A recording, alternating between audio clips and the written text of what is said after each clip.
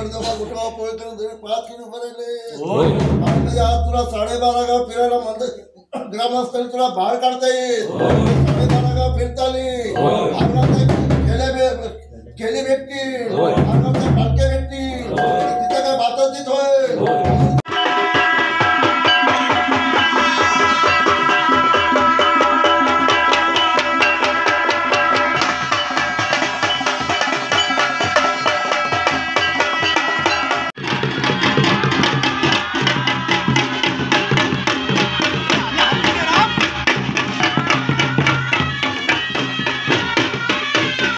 नमस्कार मंडळी, मी Sam कोळे, Sam Safarnama blog YouTube चॅनलमध्ये तुमचं पुन्हा एकदा नव्याने स्वागत करतो. कशात मंडळी, बऱ्यात ना, काळजी घ्या. सो मंडळी, आता चालू आहे होळी आणि होळी म्हटल्यानंतर कोकणातील शिमगा हा खास असतो. खास म्हणजे खूपच खास असतो, कारण की माझ्या बालपणी कोकणात गेले त्याच्यामुळे शिमगा मी जवळून अनुभवला आहे. ती पालखी खाद्यावरती नाचवायची, त्याच्यानंतर शंकासूर, गोमूचा नाच, अगदी ढोल ताशा वाद्य हे आपल्याला कोकणात प्रामुख्याने पाहायला मिळतात. सो मंडळी, आजच्या ब्लॉगमध्ये आपण पाहणार आहोत माझ्या गावची ग्रामदेवतेची पालखी. रेणे गावातील भैरवनाथ प्रसन्न हे देव आहे. हे गाव भेटी जाणार आहे, तर गाव भेटी कशा पद्धतीने जातात, तिकडे कशा पद्धतीने पालखीची मिरवणूक काढली जाते, शरण कशा पद्धतीने लपवले जातात, असं बरंच काही ब्लॉगमध्ये पाहायला मिळणार. ते ब्लॉग पुढे हळूहळू कंटिन्यू तुम्हाला पाहायला मिळतील. सो म्हणजे आज आहे ना, आज प्रामुख्याने माझ्या गावातील पालखी बाहेर निघणार. तर कशा पद्धतीने पालखी बाहेर काढली जाते, कशा पालखीचा थाट असतो, बघा हे सगळं सांगताना ना माझ्या अंगावरती काटा येतोय, कारण की हे क्षण असे अनुभवण्यासारखे असतात. जो कोकणातला जो चाकरमणी आहे ना, अगदी परदेशातही असला ना तरी पालखीसाठी शिमग्यासाठी खास येतो कोकणात. ही कोकणातली खास वैशिष्ट्य आहे. कारण की का माहितीये, आपण जर कुठे पाहिलं तर आपण देवाचं दर्शन घेण्यासाठी मंदिरात जातो, पण कोकणात देव पालखीमध्ये बसून आपल्या स्वतःच्या घरी येत असतात. त्याच्यामुळे कोकणातला प्रत्येक माणूस आहे ना शिमग्याला जात असतो, दरवाजा उघडत असतो. का तर देवाचे पावलं आपल्या घराला लागावं यासाठी. सो मंडळी, बरंच काय इंटरेस्टिंग होणार आहे. हा ब्लॉग शेवटपर्यंत पहा. आमच्या गावातून आज पालखी निघते, ते कशा पद्धतीने निघते, कशा पद्धतीने तिचं आगमन, कशा पद्धतीने तिला आज गावाच्या बाहेर सोडलं जातं आणि त्याच्यानंतर शेवटच्या दिवशी येईल. सो कशा पद्धतीने एकंदर माहोल असं हे ब्लॉगमध्ये पहा. त्याचबरोबर मंडळी, तुम्ही जर चॅनल आपलं सबस्क्राईब केलं नसेल तर करून ठेवा. इंस्टाग्रामला फॉलो करा, सॅम सफरनाम ब्लॉग. चला तर मंडळी, हा ब्लॉग पुढे कंटिन्यू करूया. तर मंडळी, आपण आता मंदिराच्या आत आलेलो आहोत आणि भैरवनाथ प्रसन्न म्हणून या मंदिराची एक वेगळी ओळख आहे. त्याचप्रमाणे या मंदिरातील दैवांना जागृत देवस्थान म्हणून ओळखलं जातं. तर मंडळी, आपण आता पाहू शकतो मंदिराच्या गाभाऱ्यात सकपाळ बाबा हे ग्रामदेवतेची पूजा करत आहे. ही पूजा केल्यानंतर याच ग्रामदेवतेंना पालखीत बसवलं जातं आणि पालखीत बसवल्यानंतर मग पुढे आरती करून मग पालखी हळूहळू पुढे मार्गस्थ होते. मंडळी, तुम्हाला खरंच होळी अनुभवायची असेल ना, ती म्हणजे कोकणातला शिमगोत्सव आहे ना, हा अनुभवण्यासारखा असतो. इथले पालखी, शंकासूर, नाच, खेळ अगदी मनाला भावतं. एकदा जर आपण इथे कोकणात येऊन गेलो ना तर नक्कीच दरवर्षी याल, कारण की कोकणातली शिमगोत्सवाची मजाच काय वेगळी आहे. सो मंडळी, एकदा तरी कोकणाला शिमगोत्सवात नक्कीच भेट द्या. हे शब्दात सांगू शकत नाही कोकणातलं शिमग्याचं महत्त्व काय आहे ते. तुम्हाला आवर्जून भेट द्यावी लागेल यासाठी. मंडळी, इथे जर आपण पाहिलं तर आपल्याला ग्रामस्थ मंडळ तसेच मुंबई मंडळ हे पुरुष मंडळी पालखी सजवताना आपल्याला इथे दिसत आहेत. थोड्याच वेळात ही पालखी सजवून होईल, त्याच्यानंतर पालखीची मिरवणूक निघेल आणि मग पालखी बोरथलमध्ये जाईल. बोरथलचं गाव घेईल पूर्ण आणि रात्री परत येईल होळीवरती आणि होळी लावली जाईल आणि त्याच्यानंतर मग पुढे लोणावळीच्या दिशेने पालखी हळूहळू जाईल आणि लोणावळीच्या दिशेने गेल्यानंतर पालखी लोणावळीत वस्ती करेल आणि मग पुढचा प्रवास चालू होईल. हे आपण पाहतो, ही देवाची काठी आहे. या काठीला एक विशेष स्थान आहे. या देवाच्या काठीशिवाय मंदिराच्या बाहेर पालखीसुद्धा निघत नाही. एवढंच काय, तर एखाद्या ठिकाणी शरण लपवलं असेल आणि त्या ठिकाणी काठी आणि पालखी या दोघांनाही मनसलं जातं आणि जर शरण आहे त्या ठिकाणी काठीला मनसलं नाही तर या ठिकाणचं शरणही मिळत नाही. एवढी शक्ती, दैवी शक्ती या काठीमध्ये आहे. या देवाच्या काठीला एक विशेष स्थान आहे. याच काठीला इथे सजवण्यात येत आहे आणि या काठीचे खूप महत्त्वाचे काम या शिमगोत्सवात असते. मंडळी, आपण जसं जसं हळूहळू पुढे जाऊ तसं तसं बरंच काही आपल्याला या शिमगोत्सवाचं महत्त्व कळेल, या शिमगोत्सवाचा इतिहास कळेल.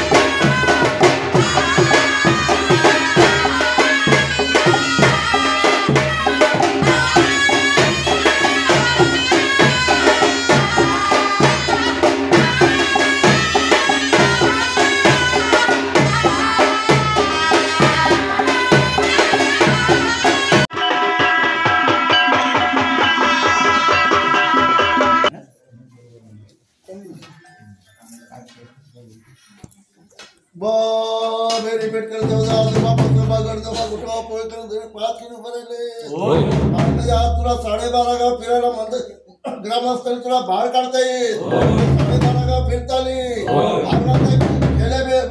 केली भेटतील पालख्या भेटतील तिथे काय बातचीत होईल वार्ता होईल पाणीला पाहिजे आपण गुण द्यायची तांदूळ करायचे नाही आजपर्यंत जसे केलेला सांभाळून घेऊन जाते सांभाळून घेऊन ये त्यांच्या पाठीवर आजपर्यंत 7 रुपये असते 7 रुपये असतील आजपर्यंत काय देत जाते आमच्याकडे काय देत चुकावत असतील इंग्रजांना पोट करतील आमच्या चुका पोटात घेतील तरी पंचायत समिती आली त्यांच्या पाठीवर आजपर्यंत 7 रुपये राहते 7 रुपये असतील त्यांच्या काहीतरी बारा भावना असतील तिकडच्या तिकडे दूर करावी आपल्या लेकरांना सुखाची मागावी अर्ज अर्ज आसमान शब्द आजकाल सर्व अटी सांभाळ करावी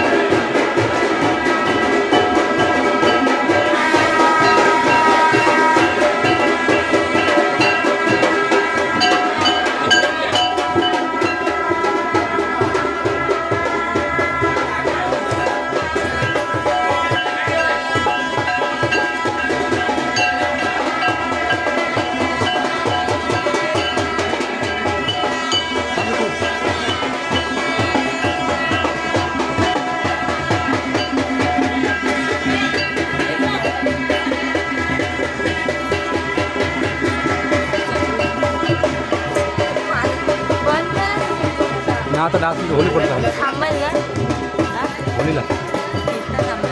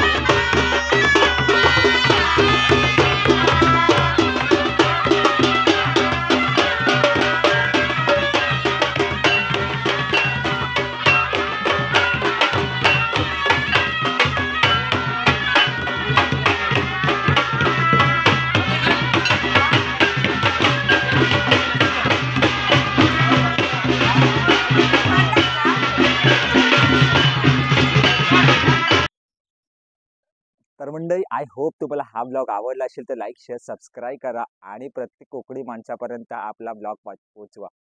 तर मंडळी हा ब्लॉग आवडला असेल तर लाईक शेअर सबस्क्राईब करा आणि प्रत्येक माणसापर्यंत हा ब्लॉग पोहोचवा. त्याचबरोबर आपल्या इंस्टाग्राम पेजला फॉलो करा सॅम सफरनाम ब्लॉग आणि यूट्यूब चॅनललाही सबस्क्राईब करा. चला तर मंडळी बाय बाय टेक